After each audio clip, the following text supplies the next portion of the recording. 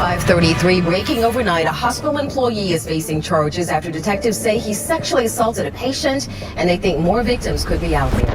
This is another allegation of sexually abusing a minor who came to him for help. Reginald Jackson, he's employed as a physical therapist. Where he was arrested on one charge of aggravated felonious sexual assault. Behind bars, charged with sexually assaulting a young student. Doing psychotherapy confronts us with constant dilemmas. Each ethical dilemmas, large or small, subtle or blaring, brings a tangle of questions. Is there a right thing to do? If so, how would I find it out? What is it? What makes it right? Who says so? If I do it, what will happen to the patient? To me? To the innocent and not so innocent bystanders? We wrestle with personal questions that are hard to admit to ourselves and others. What am I tempted to do? What could I get away with? Would doing the right things cost too much? Get people mad at me? Get me sued? These stingy questions always lead back to the basic question, what do I do now? Ethics help us to answer the question. Ethical awareness let us see more clearly on how our choices affect the life of our patient, colleagues and the public. It frees from us from the confining web of habits, fatigue, fallacy, dopamine, carelessness, hurry and daily pressures. It helps us to see the new possibilities and respond in a new way within a greater understanding. With that, welcome to our presentation.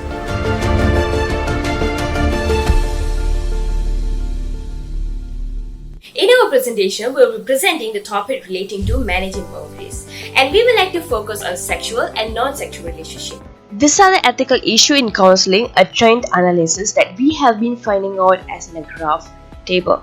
So according to the research in the graph table, there is a description regarding the table, which is, we find out of 57, almost all the participants reported sexual issues were appropriate for therapy.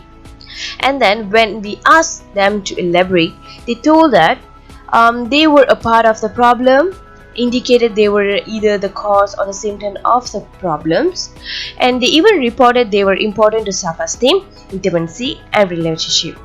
And some that reported they were relevant to the population sexual abuse survivor. As regarding to uncomfortable issue, conquering the handling of sexual issues that are beyond their knowledge or comfortable. So how do you handle it? They say they responded the way will address the issue, consulting with expert as necessary. And some have reported that they will tell the client that they wasn't sure how to address the issue and how will they refer to. And then they even say that they are not sure on how to address the issue and then research it. So it mostly depends on the issue and it's not the clinical comfort but rather than the client need. Boundaries in therapy define the therapeutic fabric relationship or what have been referred to as the therapeutic frame. They distinguish psychotherapy from social, family, sexual, businesses and many other types of relationships. Some boundaries are driven around the therapeutic relationship and include the concepts with the time, the places of the session, fees, confidential and privacy. Boundaries of another sort are driven between the therapist and the client, not around them. And it may include the therapist self-disclose, physical contact such as like touch, giving and receiving gift, contact outside of the normal therapy sessions, use of language, clothing, and the proximity of the client or the therapist during the sessions. Here we will be presenting some real cases relating to the topic which is adapted from the book of, and then we'll be explaining on what and how it should be handled ethically. So let's get started. Sexual relationship, what does that mean? Okay, according to Andrea Calenza 2007 wrote that the fantasy that one might desire another person is profoundly enough to risk one's entire professional career is at once horrifying and intriguing. The horror and intrigue of attractions to patients, which is a very common experience among the therapists, and temptation or fear of acting on the attraction have been difficult for the professions to face honestly and realistically. Therapists who fantasize about beginning a sexual relationship with a client are daydreaming about violating one of the oldest ethical mandates in the healthcare professions. Willie Inchworm, who has a PhD, was attracted to Selma Receptive, his client of several months.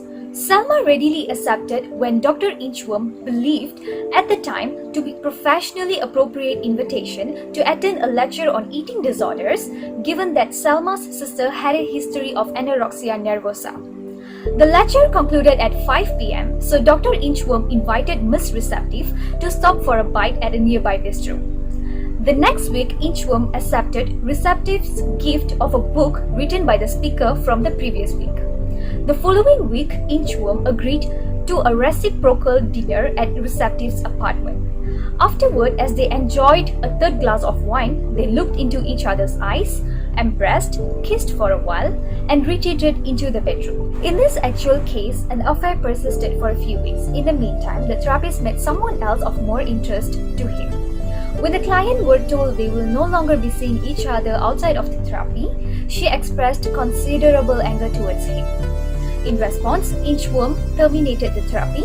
The client sought and won a large damage award through a civil malpractice complaint.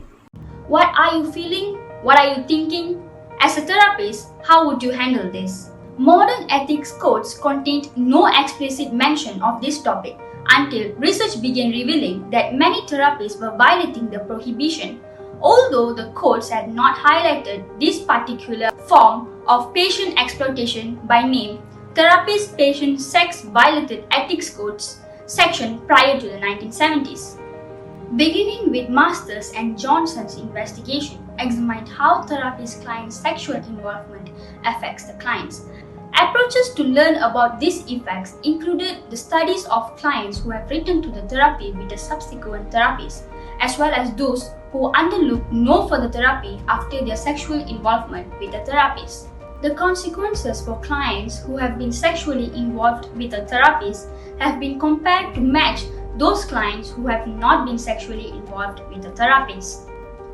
Standardized psychological assessment instruments, supplemented clinical interview, and behavior observation leads to the clients into 10 very general categories: ambivalence, guilt, emptiness and isolation, sexual confusion, impaired ability to trust, confused roles and boundaries, emotional lability, suppressed rage, increased suicidal risk, cognitive dysfunction frequently in the areas of concentration and memory, plus often involving flashback, intrusive thoughts, unbidden images, and also nightmares. It is very crucial for the therapists to be knowledgeable about the common scenarios in which therapists sexually utilize their patients or clients. So I'll be presenting 5 out of 10 common scenarios. So the first will be role trading, where the therapists will become the patients and the wants and needs of the therapist will become the focus. Second, sex therapy, where the therapist falsely present therapist-patient sex as a valid treatment for sexual or related difficulties. Third will be drugs, where the therapist uses cocaine, alcohol, or other drugs as part of the seduction.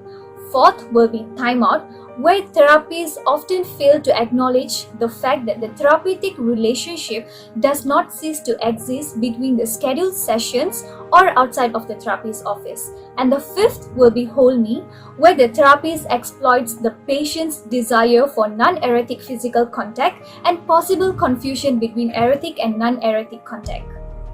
Why do therapists refrain when they are tempted? The answer has been provided by the therapists in 2 nature studies, such as psychologists and social worker. According to that, the main reason why therapists refrain from when they are tempted is because it's unethical, followed by the counter-therapeutic or unexploitative. Against the therapist's personal view, unprofessional practice, damage to the therapist as well as the therapist already in a committed relationship. The issue of therapist client sexual involvement illustrate another fundamental theme in this presentation. Ethics never been a thoughtless way to do as well don't, because it requires a constant awareness, reasoning and questioning. Of course, there is a clear prohibition, refrain from involving sexual relationship with a client. No cause or circumstances will justify an intimate relationship with any clients. While context is crucial in understanding some bondage violence in therapists, this behavior not ethical in any condition. Crossing the boundary can be a powerfully therapeutic act. It can transform the patient's view of the therapist. It can strengthen the patient-therapist working relationship. It can help the patient to rethink a certainty, grow emotionally, and reach a treatment goal. It can unlock possibilities when the therapy seems stuck. It can also make the patient feel less alone, less hopeless, less like committing suicide. In some cases, a refusal to cross a boundary be more than a lost opportunity, it can be harmful. Boundary crossings and boundary violations refers to the deviation from traditional strict only in the office. Emotionally distant forms of therapy or any deviation from rigid risk management protocols. Boundary violations occurs when the therapists cross the line of decency and violate or exploit their clients. Boundary violation or boundary crossing often involves clinically effective intervention such as self-disclosure, home visit, non-sexual touch, gifts, or bathering. Benny Nowalls, who has a PhD, gave many of his clients little trinkets he thought they would enjoy. This include decorative keychains, figurines, and stuffed animals. He also sent them cards when he was on vacations, hugged them, and met them for lunch or drinks. Eventually, several clients complained about Dr. Nowalls for a variety of reasons, most dealing with abandonment issues when they learned they were not special. Dr. Nowalls was stunned when those to whom he had been so kind and giving turned on him. He could not grasp how the multiple intrusions of his personal essence into his client's life interjected dependencies and expectations he could never satisfy. The question also arises regarding whether clients can feel free to address negative feelings with a therapist who gives them gifts, according to Gabbard 1994. Of course, motives for gift giving are not necessarily unconscious or rationalized. What makes this area so hard for us? Okay, Sabine Wingenfeld-Hammond 2010 notes that one of the most challenging ethical issues for professional psychologists involves maintaining and managing professional boundaries. Why is this area is so hard for almost all of us as individuals and as a profession? So here are 5 potential causes that may be at work. Firstly, major boundary dilemmas often catch us off guard and unprepared. They can sweep us into unfamiliar and unexpected territory where we must make a quick decisions of great importance, perhaps influencing the therapy in a decisive way. Interestingly, the related accounts of the positive and healing potential of what are now called as boundary crossings. Secondly, crossing the boundaries can tap into some of our most basic needs and strongest desires. It is possible to fall vulnerable to fallacies in reasoning, judgment, and mistake our own self-interest as if it were our client's needs. Our own needs and desires prompt us to see that crossing boundaries that we want to cross in a way that we want to cross them as the only meaningful clinical intervention, the only human approach, and the only prospect for helping our clients. So we became convinced that what we want to do is an ethical imperative. Glenn Gabbard wrote, Harry Sachs Sullivan 1954 once observed that psychotherapy is a unique profession in that it requires therapists to set aside their own needs in the service of addressing the patient's needs. He further noted that this demand is an extraordinary challenge for most people, and he concluded that few persons are really suited for the psychotherapeutic role. Because the needs of the psychotherapist often get in the way of the therapy, the mental health professions have established guidelines, often referred to as boundaries, that are designed to minimize the opportunities for therapists to use their patients for their own gratifications. Thirdly, the need for clarity about boundaries can be misunderstood as the need for inflexible boundaries reflexively applied. Clarity in thinking through the boundary issues for each client or patient is essential. Decisions about the boundaries must be made with the greatest possible clarity about the potential benefits and harms, the patient's needs and well-being, informed consent and informed refusal, the psychotherapist's motive, as well as the psychotherapist's knowledge and competence. Fourth, Boundary decisions can evoke anxiety and even fear. For example, forensic and clinical psychologist Martin Williams points out that some may try to avoid the area entirely to minimize the risk of being sued. He even describes how the fear of lawsuits and ethics complaints can lead clinicians to avoid even justifiable boundary crossings. Williams noted how the author's work with the clients included instances of what Guthiel and Gabbard 1993 might term boundary crossings, although not boundary violations. This treatment carried out by Pope had included daily meetings without fee, and he's arranging for a personal friend of his to lend the patient money and to provide her with an airline ticket and a place to stay. In the context of the particular case, these boundary excursions appear to be both humane and sensible. However, some practitioners might, in the interest of risk management, avoid making similar modifications. And fifth, we find relatively there's a little guidance in making real-world decisions about boundary crossings in our classrooms and treatment guides. Moreover, many boundary crossings are subject to misinterpretation. No description of such an intervention exists in any treatment manual or to me on empirically based psychotherapy. Cognitive errors and minding forces.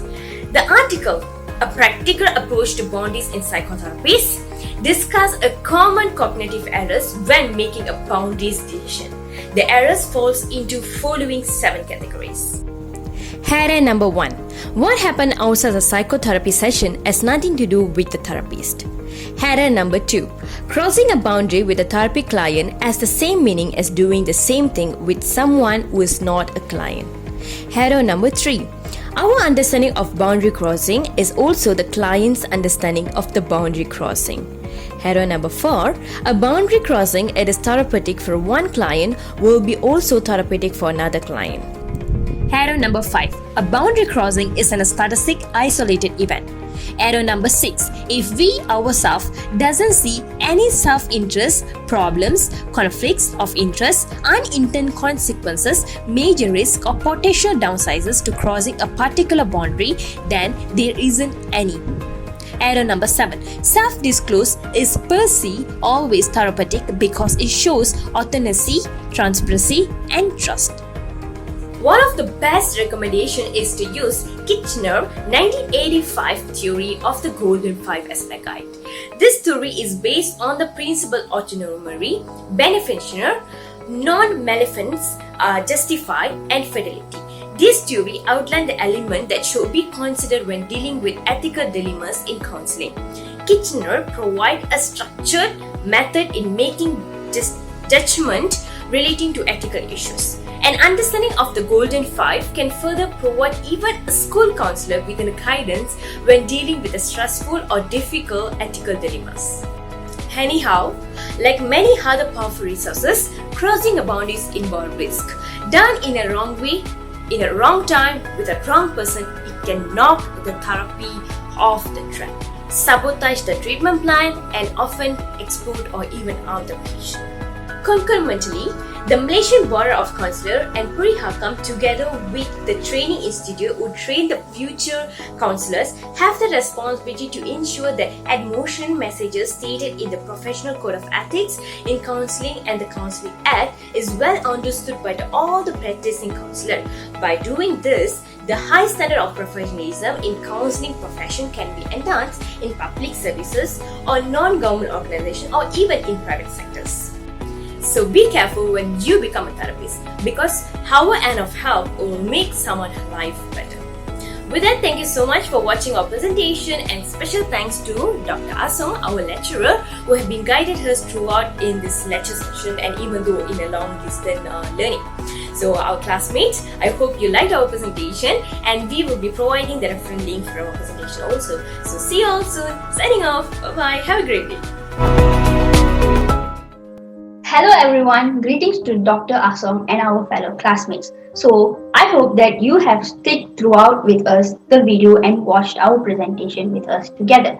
And for this session, we will be doing a brief or a short discussion session just among us and just sharing on what we have learned in terms of our opinions, suggestions, and our point of view. So to begin with, I will share this session with Ashwini. Okay, thank you, Cherry. So, greetings to Dr. Asong and everyone. So, I'm Ashwini. So, I'll be talking about how to set boundaries with clients in a therapeutic setting. So, first of all, people who begin to become a mental health professions, they will be taught on how to set clear boundaries with their clients. But why will they be taught?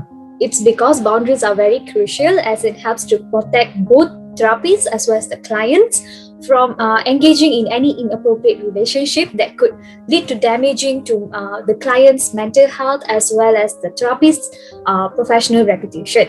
So I'll be talking about two ways on how to set the boundaries. So the first one will be limit self-disclosure, where some of the therapists may choose to reveal their information, such as whether they are married or not, or they have children, or where do they live, to their clients in order to strengthen the relationship with their clients as well as to create a strong bonding with them. But revealing information sometimes could help the clients to know that their therapists as well have been through a rough time also, but sometimes it could be unprofessional as well. So here, therapists who work in inpatient psychiatric hospitals, they often hold things back to the belt rather than the therapists who working with outpatient individual therapy practices. So the second one will be establishing new rules, where rules will definitely give a structure for the therapeutic session and also to set a clear boundary around what is required. So therapists, they could choose to come up with rules with the clients in order to allow the clients to feel in control of the session, as well as setting reasonable expectations for both therapists as well as the clients.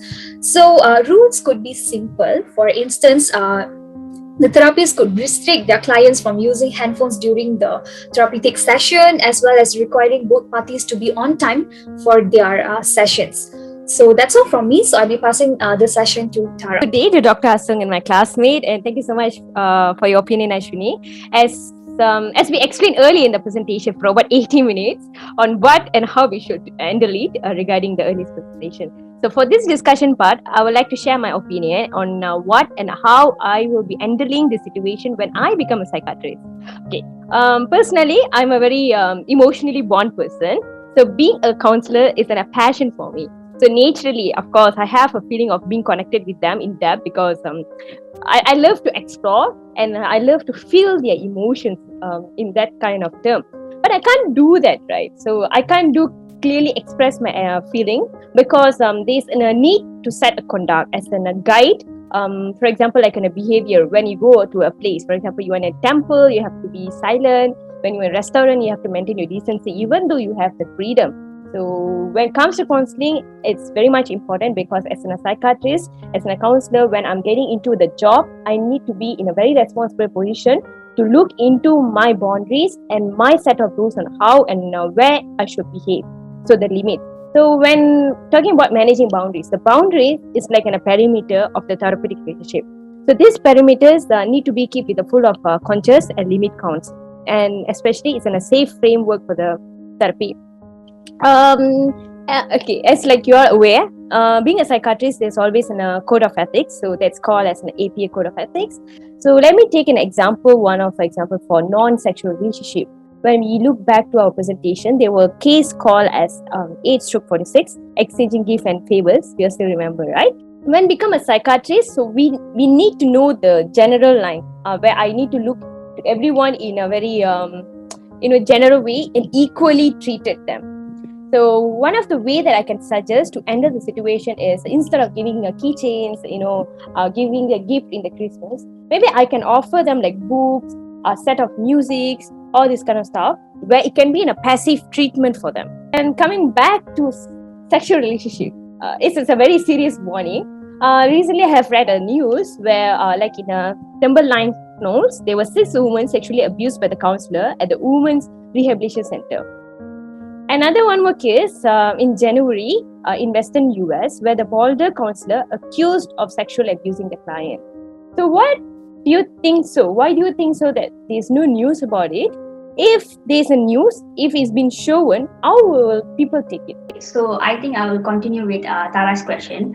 For me, I think there are cases happening obviously in our country because we know we have already exposed we already have the exposure to mental health in our country, to counseling sessions, clients therapist relationship, and etc. So there are cases going on, but as we know, it is not very common to hear cases on news, or they are giving out a report that this thing happened at this specific particular place or something like that. And I think actually there should be an exposure, because managing boundary itself, a line, it's a very fine line where one side is a therapy and one side is the client. So that line should be not crossed by both of the parties, because it will cause any effect or any consequences to either one of them if the other one did. So this line should be very clearly and consciously always kept in mind when you are doing the counseling session or the therapeutic session by both of the therapist and also the client. For example, even some simple things such as sending friend requests to the therapist from the client, because they felt like there is a company for them, there are someone for them to talk about their personal issues, and this should be not actually let, even though it's like a simple thing to be thought of. It's just a friend request, someone will tell like that, but this is happening out of the therapeutic session or the counseling session, and this is not professional. Whatever is happening between the therapist and the client should be done and remain confidential in the therapeutic session itself, because this could lead to many, even much more consequences and effect. You wouldn't know when you are just chatting casually with a therapist. You could go even much more into their personal life and get into a relationship, and even a sexual relationship later on. So you wouldn't know that. So this should be maintained very consciously by both of the parties. And for the second one is to clarify the rules and the boundaries, like Ashwini have mentioned just now. It is very important to know, like keeping track of the record, what happened in the counseling session, keep note, take reports. So eventually, even though there are some accidental things happen, like for no reason, the clients could accuse the therapist, like he did something to me, he tried to harass me sexually. You could have that report that this thing doesn't happen, and it could be a court case or something, but there will be some evidences to support. And this could happen for the clients also, because sometimes therapists will take advantage on their clients. They are itself there already feeling down, they're emotional and feeling wise, and coming there to take a counseling session with the therapist, and the therapist eventually taking advantage of them. So I think, to answer back to Tara's question, I think there are things happening, but it is just not exposed that much in our country, because when we are doing this research itself, we cannot find much cases in our own country itself. Everything US relatable. So there should be exposure on these things are happening, such cases, and also the risk of managing boundaries. So both the client and also the therapist will be aware of what is happening around us. Right. Thank you so much, Cherry. It's very much true that every human being need to have that sense. Because of that, we cannot take advantage, right, towards the client, or the client taking advantage because mentally they are not well, so they could not take any rational decisions. We cannot go share everything to our father, right? There's a boundary, right? Same goes to our mother. Like, okay, even the mother will say, like, I'm very friendly, you can share to me everything, but I can't do that. There's no boundary there. Where if this news started to spread around, and as a client, when I going to a therapist, meeting a therapist, I started to see the therapist in a very wrong reputation. When the therapist looked into me eye to eye, and he started to scan me up to down, and I automatically think like, okay, this guy is looking to me in a sexual way. This is very bad way. Okay, there's something hidden agenda behind his mind. This kind of stuff. We should avoid it. Maybe Tara, but I think from my point of view, I think that this kind of exposure towards this kind of cases are really happening, right? It should really be exposed to the society. Why? But they can expose in a way that they not really need to expose their the clients or the therapists' names, pictures, or anything, the personal informations, but they could at least expose like where the incident took place or what kind of consequences the clients or the therapists have faced, so that it could be helpful for the upcoming clients as well as the therapists to be aware of the sessions, as well as they will know their boundaries, like how to act in a therapeutic session. So it could definitely help them to build a healthy environment, as well as a protection for both therapists as well as the clients as well. So I think there's a need for them to expose this kind of cases in the future. So for all the therapists and clients out there, so just remember this: be ethical and always know your limits. So that's all from us. Thank you very much for listening.